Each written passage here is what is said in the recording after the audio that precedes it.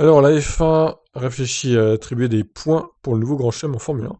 Encore une récompense en plus pour les pilotes.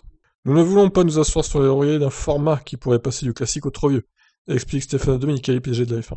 C'est une expérience qui devrait rendre les vendredis, samedis et dimanches intéressants, avec les tests et qualifs du premier jour préparatoire à une course courte appelée Qualif Sprint, qui aura lieu le samedi et qui établit l'heure de départ de la course principale dimanche.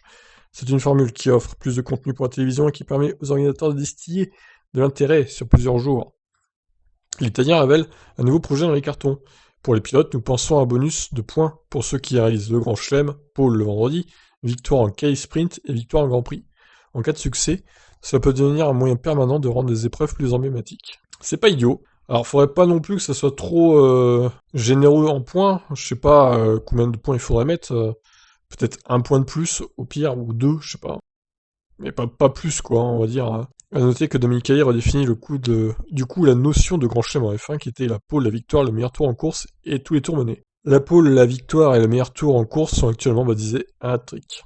Alors faut pas non plus que ça devienne la NASCAR avec plusieurs segments par course, ouais, c'est vraiment très très artificiel la NASCAR, ce que c'est devenu pour relancer un peu l'intérêt des courses qui durent 3 heures là-bas. Bon, la F1 ça dure 1 heure et demie en moyenne, donc c'est quand même moins long. Mais bon, voilà en tout cas la nouvelle idée de Stefano Domenicali. C'est qu'une idée, hein, c'est pas encore fait, mais je voudrais savoir ce que vous en pensez du coup. Ciao.